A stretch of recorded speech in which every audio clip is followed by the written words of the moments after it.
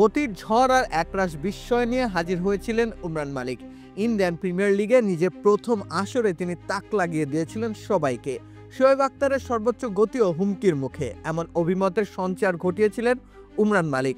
কিন্তু মাত্র ৩ মৌসুমের মধ্যেই শিকড় থেকে শেকড়ে নেমে গেলেন তিনি। কিন্তু মেঘ যত গর্জে তত বর্ষে না। উমরানের ক্ষেত্রেও যেন সেই রূপকী কাজে লাগানো যায় অনায়াসে। পাহাড় চূড়ায় উঠেছিলেন তিনি প্রথম আসরে, কিন্তু সেখান থেকে ক্রমশ নিচের দিকেই নেমে যাচ্ছেন। 2025 আসর তো আর তার খেলাই হবে না, ইনজুরির কারণে তিনি ছিটকে গেছেন পুরো মৌসুম থেকেই। এবারের মৌসুমে কলকাতা নাইট রাইডার্সের হয়ে খেলার কথা ছিল উমরানের। 2022 সালে সানরাইজার্স হায়দ্রাবাদের হয়ে উত্থান হয় উমরান মালিকের। সেবার রীতিমতো করেছিলেন বাজিমাত। 14 ম্যাচে 22 খানা উইকেট বাগিয়েছিলেন তিনি গতির ঝড়ে প্রতিপক্ষের চোখ ছানাবড়া করে। তার প্রতি প্রত্যাশার পারদ আকাশ ছুঁয়েছিল, কিন্তু ঠিক তার পরের মৌসুমেই ফিকে হতে শুরু করেন উমরান। 2022 সালের ঝলক দেখানোর পর তিনি জাতীয় দলের জার্সিও গায়ে চড়িয়েছিলেন।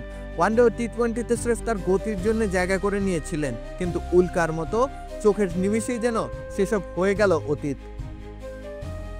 ইনজুরি আক্রান্ত হয়ে নিজেকে আর সেইভাবে মেলে ধরতে পারেননি। 2024 আইপিএলে তো খেলেছেন মাত্র একটি ম্যাচ, থেকেছেন উইকেট শূন্য।